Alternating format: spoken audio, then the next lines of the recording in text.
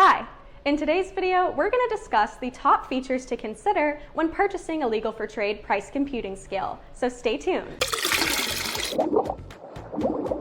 If you sell fresh fruits or vegetables at the farmer's market or produce stand, then you know how important it is to have accurate and reliable price computing scales. Those are the scales that show the weight on both the front and the back, and they also show the price per pound along with the total cost. Over the past several decades, we have recommended and sold hundreds of these produce scales to customers. So what are the key features that you need to consider when purchasing a price computing scale? Well, let's name a few of them right now.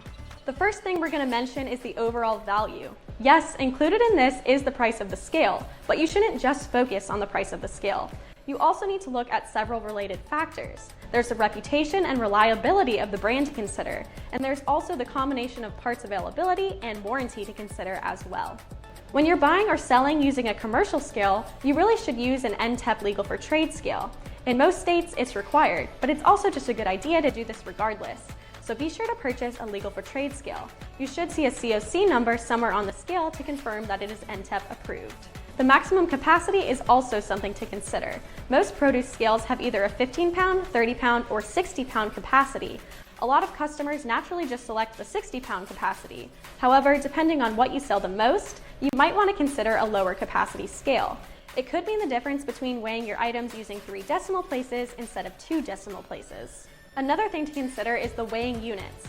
Most customers weigh their items in pounds. However, some customers like to weigh in ounces. The scales are powered by standard 120-volt power, and these days, most farmers market scales have battery power as well. One thing to consider is adding a label printer. You can add a basic label printer to some price computing scales. Some other things to think about when you're shopping. Overall size and weight of the scale.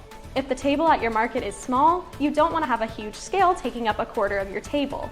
And if you're physically carrying the scale from market to market each week, then you may want a lightweight scale that is easy to carry. I hope this video has helped you better understand what to look for when purchasing a price computing scale. Please hit that like button and consider subscribing to our channel. Thanks for watching!